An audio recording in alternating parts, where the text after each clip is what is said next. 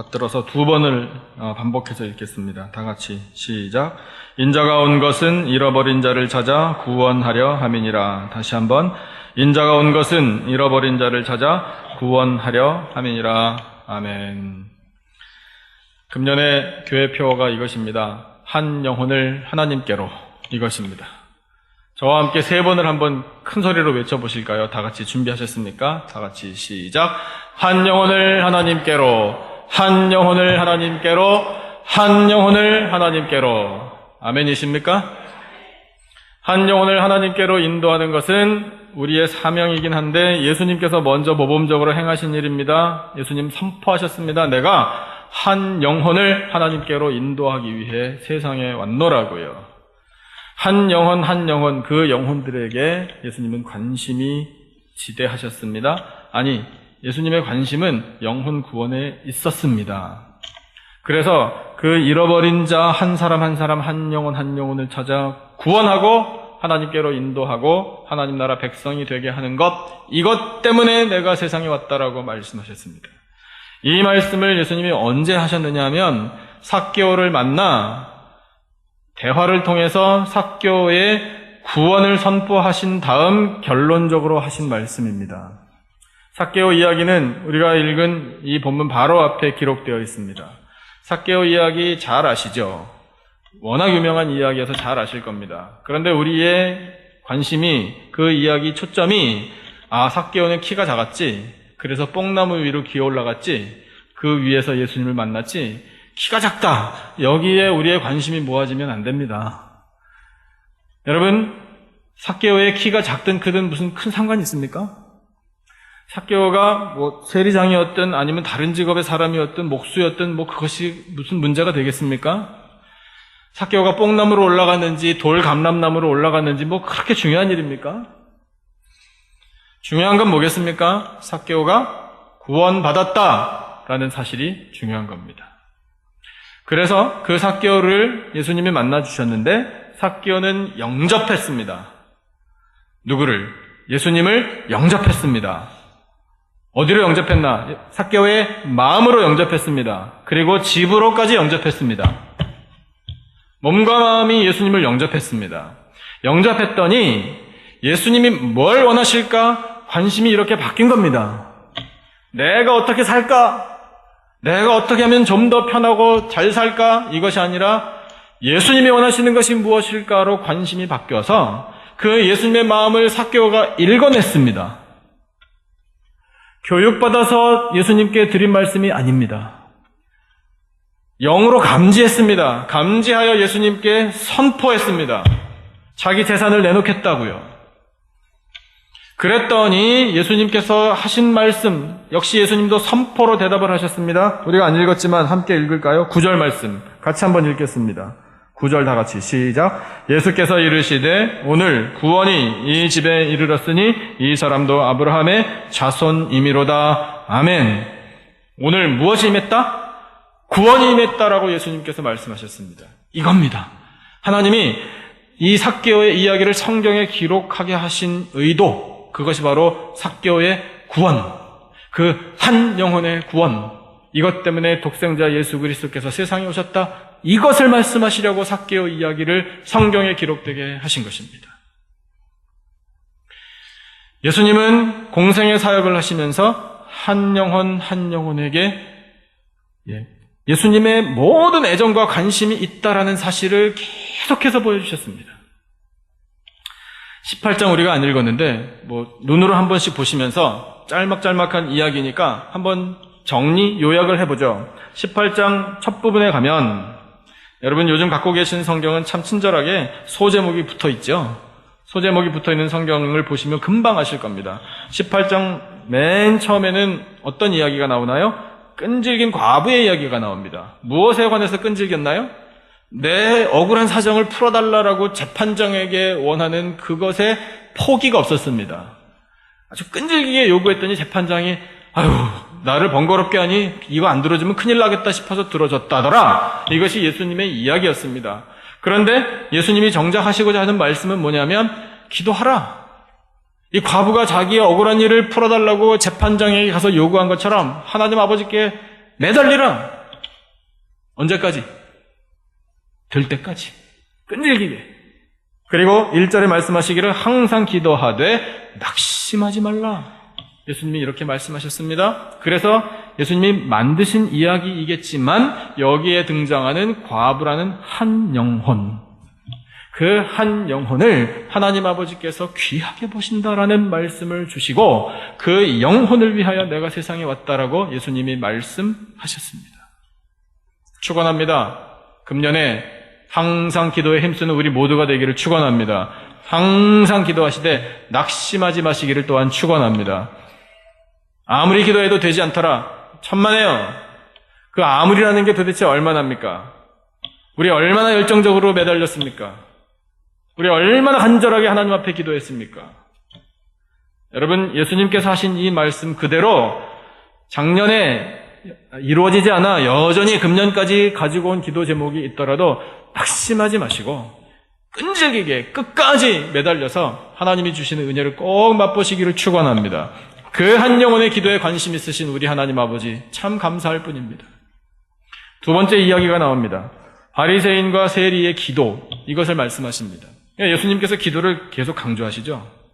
바리새인과 세리가 성전에 올라갔습니다. 뭘 하러 올라갔나? 기도하러 올라갔습니다. 참 거룩합니다. 보기 좋습니다. 그런데 바리새인이 기도할 때 세리가 같이 기도하러 왔으니 아이고 반갑습니다. 우리 같이 기도합시다. 손잡고 합심 기도하지 않았습니다. 따로 서서 기도했습니다. 같이 하기 싫다 이거죠. 나는 당신 같은 사람하고 성전에서 기도할 수가 없다는 겁니다. 사람을 멸시합니다. 그리고 기도합니다. 감사기도 했습니다. 무슨 내용인지 우리 다 알고 있습니다. 그러니까 제가 설명 안 하고 그냥 넘어가겠습니다. 세리도 기도했습니다. 바리새인은 유창한 말로 기도했습니다. 기도에 막힘이 없습니다. 표현들을 보면 참 멋있습니다. 하나님 제가 한 것을 아시죠?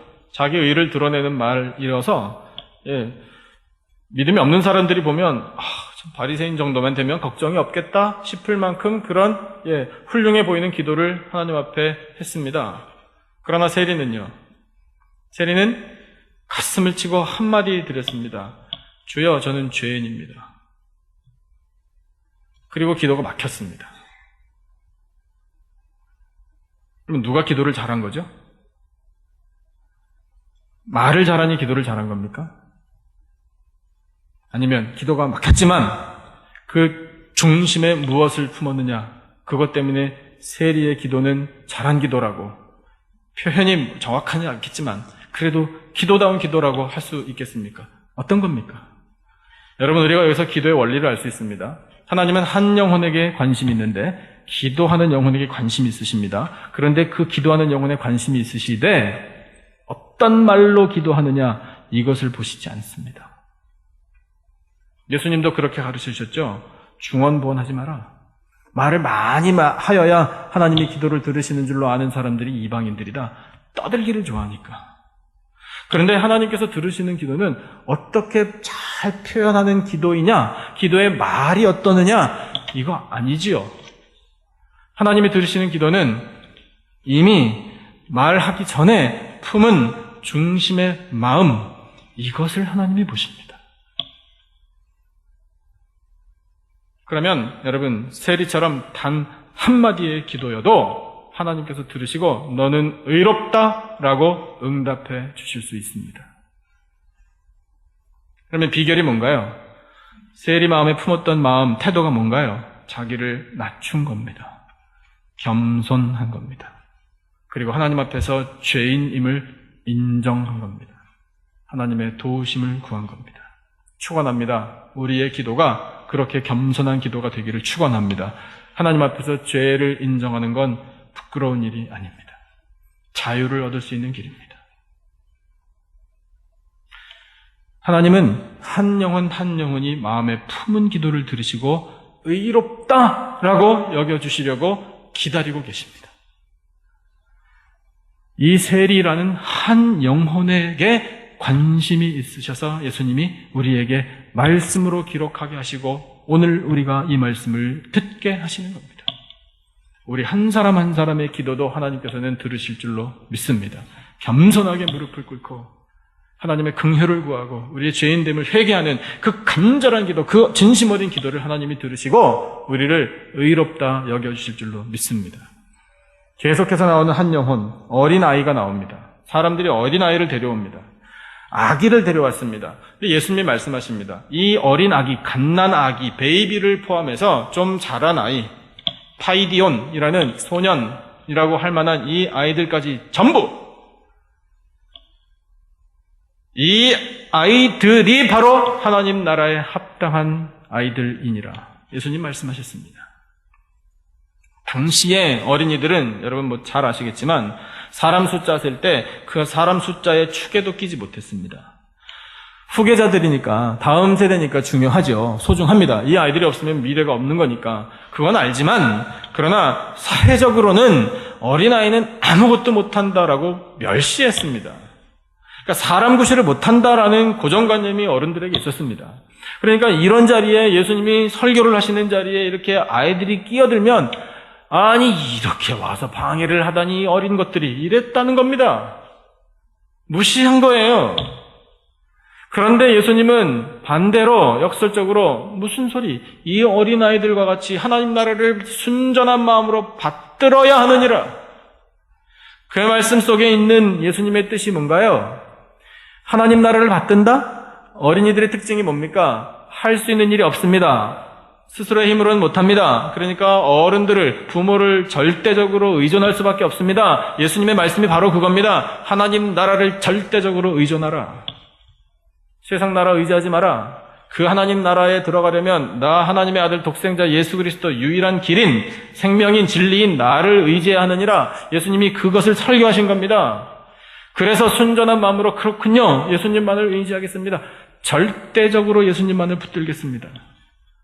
그 영혼, 그 한 영혼 한 영혼을 하나님께서 받으시고 하나님 나라로 인도하신다, 이것을 말씀하시는 겁니다. 축원합니다. 우리 순전한 마음으로 예수 그리스도를 절대적으로 의존하기를 축원합니다. 그러면 하나님 나라에 합당한 사람들이 됩니다. 계속해서 예수님 하시는 말씀, 누구를 만납니다. 이번에는 예수님이 찾아가신 건 아닌데 예수님께서 이끄시는 힘으로 예수님에게 찾아왔습니다. 누가 왔나? 관리가 왔습니다. 관리니까 정부의 일을 하는 사람일 겁니다. 이 사람이 와서 예수님에게 대뜸한 질문이 뭐냐면 18절에 보니까, 선한 선생님, 내가 뭘 해야 영생을 얻겠습니까? 이렇게 질문했습니다. 그러니까 평소에 가지고 있었던 질문이 참 고상하고 아주 멋집니다. 아, 영생에 관심이 있구나. 다른 사람들이 볼 때 참 우러러 보였을 겁니다. 예수님은 그 사람 속을 다 읽으셨습니다. 무슨 의도로 찾아왔는지 알고 계십니다. 그래서 그쪽으로 예수님이 몰고 가십니다. 대화를. 예수님이 말씀하신 내용을 우리가 잘 아니까 여러분 그 행간에 있는 예수님의 의도를 한번 생각해 보죠. 여러분, 예수님께서 어떤 의도로 이 사람에게 계명을 지키면 되느니라, 그거 대답 아니라는 거 뻔히 아시지만 한번 던져주신 거예요. 넌 어떻게 생각하느냐? 자신 있겠지? 알고 계셨습니다. 그리고 마지막에는 그 사람의 최대 약점을 터치하셨습니다. 네가 이것만 극복하면 너는 구원을 얻을 텐데, 영생을 얻을 텐데, 네 질문에 해답을 얻을 수 있는 길이 이건데 라고 예수님께서 하시는데, 그 예수님 마음속에 품은 의도가 이런 것일 거라고 짐작이 되는 게 뭐냐면, 너 내가 하는 말 그대로 할래? 그러면 가르쳐주지. 사실 이것이 담겨 있을 겁니다. 그런데 예수님은 그 사람에게 선택의 기회를 주셨습니다. 선택해봐. 너의 가장 약점, 네가 하나님처럼 섬기는 바로 그것을 놓아야 한다. 그것도 붙들고 영생도 취하겠다? 천만에. 그건 아니다 라고 예수님이 말씀하셨습니다. 그래서 예수님께서 영생의 길을 제시하셨습니다. 네가 그렇게 사랑하고 이거 없으면 죽을 것 같은 그 재물을 다 팔아서 이웃에게 나눠주고 그 다음 나를 따르라. 빈손으로. 도전을 주신 거죠. 그리고 예수님께서 선택하라고 기회를 주신 겁니다. 예수님의 관심은 바로 이전에 정말 순전한 마음으로 하나님 나라를 받드는 한 영혼을 귀하게 보신 하나님께서 천국으로 인도하신다고 말씀하셨는데, 지금 이 참 고상해 보이는 질문을 들고 그러나 돈자루는 손에 꽉 쥐고 그렇게 찾아온 그 한 영혼도 불쌍하셔서 길을 열어주신 겁니다. 기회를 주신 거라고요. 네가 선택하라. 하나님 아버지께서는 너의 그 영혼도 귀하게 보신다. 이렇게 기회를 주셨는데 이 사람은 그 기회를 팍 차버렸습니다. 재물이 힘이 많아서 근심하는 데까지, 거기까지. 참 안타깝습니다. 다른 복음서에 보면 마태복음에는 그렇게 근심하면서 가버렸다고 기록되어 있습니다. 가는 사람을 예수님께서 잠깐 다시 돌아와. 그게 아니라니까 생각 다시 해라고 기회 다시 주지 않으셨습니다. 성탄절에 그 말씀을 전할 기회가 있었는데 여러분 예수님이 세상에 오실 때 천사들이 알려줬습니다. 예수님의 이름 구원이라고요. 구원은 구원인데 누구를 구원하나? 자기 백성을 죄에서 구원할 자라고요. 예수님으로 말미암아 구원 얻을 백성은 따로 있습니다. 그런데 예수님께서 이렇게 기회를 주십니다. 재물이냐 하나님이냐? 세상 것이냐 하늘나라의 것이냐? 둘 중에 하나만 선택하라. 둘 다 취하겠다는 것은 하나님 나라의 이 영원한 가치를 아직 모르는 것이다. 예수님이 이렇게 말씀하신 거거든요. 그런데 주저하는 거예요. 갈등하는 거예요. 이 많은 재물을 내가 어떻게 모았는데, 내가 얼마나 수고를 했는데, 내가 얼마나 피땀을 흘렸는데 이걸 생각하니까 놓을 수가 없는 겁니다. 그러니까 근심하는 데서 끝나는 겁니다. 예수님은 그 한 영혼도 불쌍하셔서 기회를 주셨는데 그의 선택이 그렇게 되는 것에 대해서 예수님께서는 세상의 현실이 그렇다라는 것을 또한 우리에게 말씀하시는 겁니다. 그렇다고 무자비해지자는 건 아닙니다. 우리가 그 말씀을 통해서 깨달아야 할 것은 그렇구나. 우리가 선택할 것을 주님께서는 기다리시는구나. 또 존중해 주시는구나. 이거를 알 수 있다는 거예요. 여러분, 선택하십시오. 영원을 선택하시기를 축원합니다. 영원을 선택하는데 내가 지금 이렇게 애지중지하고 이걸 놓으면 큰일 날 것 같이 생각되는 무엇이 있습니까? 여러분, 바로 그것부터 놓을 수 있는 용기가 우리에게 필요합니다. 그 용기를 가지시는 금년 한 해가 되시기를 축원합니다. 그렇게 한 영혼에 관심이 있으신 예수님께서 베드로와도 대화를 하시면서, 베드로는 수제자니까 걱정이 없겠지. 아닙니다. 예수님의 눈에는 베드로가 제일 불안한 사람 중에 한 사람이었을 겁니다. 그래서 그 베드로를 챙기시는 일도 예수님은 놓치지 않으셨습니다.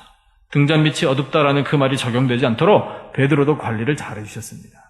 계속해서 네가 모든 것을 버리고 따랐다? 그거에 대해서 예수님께서 보상의 말씀을 또 주십니다. 베드로라는 한 영혼도 예수님께서는 구원을 받아야 한다라는 사실을, 이 말씀을, 짤막한 말씀이지만 우리에게 강조하십니다. 그런 다음에 이 18장 맨 끝에 마지막 등장하는 한 사람, 중요한 이야기가 나옵니다. 이 본문을 우리 같이 한번 읽죠. 18장 35절부터 43절까지 말씀인데 우리 같이 한 목소리로 받들어 읽겠습니다. 18장 35절부터 43절까지 다 같이 한 목소리로 시작. 여리고에 가까이 가셨을 때에 한 맹인이 길가에 앉아 구걸하다가 무리가 지나감을 듣고 이 무슨 일이냐고 물은데 그들이 나사렛 예수께서 지나가신다 하니 맹인이 외쳐 이르되 다윗의 자손 예수여 나를 불쌍히 여기소서 하거늘 앞서가는 자들이 그를 꾸짖어 잠잠하라 하되 그가 더욱 크게 소리질러 다윗의 자손이여 나를 불쌍히 여기소서 하는지라 예수께서 머물러 서서 명하여 데려오라 하셨더니 그가 가까이 오매 물어 이르시되 내게 무엇을 하여 주기를 원하느냐 이르되 주여 보기를 원하나이다. 예수께서 그에게 이르시되 보라 내 믿음이 너를 구원하였느니라 하시매 곧 보게 되어 하나님께 영광을 돌리며 예수를 따르니 백성이 다 이를 보고 하나님을 찬양하니라. 아멘. 거지 맹인이 예수님이 지나가신다라는 소문을 들었는데 예수님에 대해서 이미 또 다른 이야기를 들은 겁니다. 모든 병자를 고치시는 예수님, 하나님의 아들 메시아라더라. 이것을 들었습니다. 여러분, 우리 한 사람 한 사람이 그때의 그 거지 맹인의 입장이다라고 한번 상상해 보시죠. 뭘 했겠습니까? 어떻게 했을까요? 예수님이 지나가실 때 다윗의 자손 예수여 나를 불쌍히 여기소서라고 이렇게 그냥 밋밋하게 불렀을까요? 예수님을. 어떻게 불렀을 것 같으십니까? 우리 다 짐작할 수 있습니다. 목에서 피가 나도록 소리 지른 겁니다. 다윗의 자손. 맹인입니다. 소위 말해서 눈에 뵈는 게 없는 사람입니다. 눈에 보이는 게 없는데 뭐 이것저것 가리게 생겼습니까? 누가 나를 보고 어떻게 뭐 조롱하면 어떡하나 체면 차리게 됐습니까? 보이는 게 없는데요. 여러분 여기에 담겨있는 교훈이 있습니다. 우리가 예수님을 간절히 찾습니다. 예수님은 한 영혼 한 영혼이 예수님을 찾을 때 응답해 주십니다. 그런데 그 영혼이 예수님을 찾을 때 신사적으로 점잖게 좋은 목소리로 품위를 지켜서 천만에요. 여러분 축원합니다. 눈에 뵈는 거 없이 예수님을 찾기를 축원합니다. 그래야 그 영혼이 여러분 예수님께 가까이 나아가는 것 아니겠습니까? 그 영혼 한 영혼을 예수님께서 불쌍히 여기셔서 데려오라! 그리고 질문을 던지십니다. 내가 무엇을 하여 주기를 원하느냐? 예수님이 몰라서 물으셨을까요? 그거 아닙니다. 몰라서 물으신 것이 아니라 옆에 있는 사람들에게 설교하시는 겁니다. 이 사람이 도대체 뭘 원하겠느냐? 누구라도 이 입장이 된다면 보는 것 말고 무슨 소원이 있겠습니까? 우리의 소원은 이래야 된다라는 것을 예수님이 말씀하시는 겁니다. 예수님을 간절히 찾되 도대체 왜 찾는가? 우리가 예수님을 간절히 목에서 피가 터져라 혹시 못 들으시면 안 되니까 있는 힘을 다해서 예수님의 이름을 부르는 이유가 구원을 위하여 예수님의 이름을 부르라 이겁니다. 구원을 위하여 예수님의 이름을 부르는 영혼들이 되시기를 축원합니다. 그 구원을 위해서 예수님의 이름을 불러야 되는데 어떻게 이런 것 저런 거 다 따지고 부르겠느냐고요. 어떻게 체면을 생각하겠느냐고요. 여러분 우린 너무 멋지게 예수님을 믿으려고 하는 거 아닌가요? 너무 나이스하려고 하는 거 아닙니까? 여러분 우리는 그냥 적나라하게 예수님께 나아가야 합니다. 구원의 확신이 있으십니까? 구원의 확신 있으시기를 축원합니다. 목사가 질문하니까 강요에 못 이겨서 대답 안 하면 어색하니까 그런 거 말고요. 내 진심에 내 영혼에 구원은 확신하시오. 구원의 확신이 먼저 이루어지고 세상 일을 감당해야죠. 구원의 확신이 없는데 열심히 사는 건 무의미합니다. 구원의 확신을 가지고 그 구원에 합당한 사람답게 사는 것이 진짜 잘 사는 인생입니다. 우리 한 영혼 한 영혼을 바라보시는 주님께서 간절하게 기다리시는 일입니다. 그런 마음을 가지고 예수님의 이름을 부르라! 그것을 지금 설교하시는 겁니다. 예수님이 그렇게 질문을 던지시니 그 기대에 맞게 맹인이 대답했습니다. 주여! 보기를 원하나이다! 다른 소원이 뭐가 있겠습니까? 딱 맞았습니다. 그랬더니 예수님께서 하신 말씀이 뭡니까? 보라! 끝! 거기에 결론! 내 믿음이 너를 뭐 하였느니라? 구원하였느니라. 아멘이십니까? 예수님께서 정작 하시고 싶은 말씀은 바로 그 구원의 선포입니다. 구원을 열망하라. 그러면 여러분 우리가 구원을 열망하고 구원을 확신하고 삽니다. 얼마나 감사한지 모르겠습니다. 이제 우리는 구원을 받았으니 할 일이 생기는 겁니다. 내 주변에 내가 아는 사람, 내가 떠올릴 수 있는 사람, 내가 살아가는 사람 중에 그 구원을 아직 모르는 사람, 확신하지 못하는 사람이 있으면 여러분 우리는 그 분들을 위하여 낙심하지 말고 기도해야 합니다. 그리고 전해야 합니다. 구원의 소식을 전해야 합니다. 기회 되는 대로, 아니 기회를 만들어서 구원의 소식을 전해야 합니다. 이렇게 좋은 구원인데 이 구원을 못 받았으면 정말 큰일 날 뻔했다라고 생각할 만한 이 구원인데 한 영혼 한 영혼을 향하신 이 예수님의 간절한 마음이 담겨있는 구원인데 하나님 아버지께서 그토록 기다리시는 영혼의 구원인데 그것을 나는 확신하고 있다면 나아가야지요. 열정을 품고 가서 전해야지요. 여러분 잘 아시는 고구마 전도왕 김기동 목사님 우리 교회에도 전에 오셔서 말씀 전하셨다고 들었는데 제가 그분이 하신 많은 간증들 중에 한 가지 잊지 못할 간증이 있습니다. 목사님에게 친구분이 계시답니다. 그래서 친구한테 전도를 하느라고, 야, 친구야, 경상도 분이니까, 너 예수 믿고 구원받기를 원한다. 너 예수님 믿고 구원받아서 천국 가야 된다. 그렇게 만날 때마다 이야기했답니다. 근데 그 친구분이 그 목사님의 표현에 의하면 왕생고구마예요. 왕생고구마. 뭔지 아시죠? 왕생고구마. 예. 왕생고구마가 아니에요. 그분의 발음에 따르면. 아무리 찔러도 젓가락 안 들어가는, 예, 진짜 딱딱하고 완고한 마음을 가진 친구인데 어쨌든 만날 때마다 그렇게 복음을 전했답니다. 하루는 그 친구가 듣기가 참 힘들었는지, 야, 너 한번 대답해봐 이러더래요. 뭘 대답하랴 그랬더니 이순신 장군이 구원 받았어 못 받았어 이러더랍니다. 뚱딴지같이. 근데 황당하잖아요. 예? 갑자기 뭐라고? 생각을 안 해본 문제인데 그거는. 예, 이순신 장군이 구원을 받았어 못 받았어 왜 대답 못해? 그러면서 막 추궁하더랍니다. 이순신 장군은 구원을 받았는지 못 받았는지 모르지만, 너도 모르고 나도 모르지만 나라는 구했다 이놈아. 예, 그러더래요. 훌륭하다 이거죠. 구원 못 받아도. 너무 강조하지 말라는 거죠, 자기에게. 그런데 이 목사님이 다시 그래서 얘기했답니다. 야 이놈아, 이순신 장군이 구원 받았냐 못 받았냐 뭐 그렇게 중요하냐? 네 영혼이 구원받아서 네가 천국 가는 게 중요한 거지. 네 문제부터 해결해라 이놈아. 이렇게 야단을 쳤답니다. 그렇게 해서 전도에 성공하셨는지 안 하셨는지는 잘 모르겠지만, 여러분, 이순신 장군 구원 받았는지 안 받았는지 중요합니까?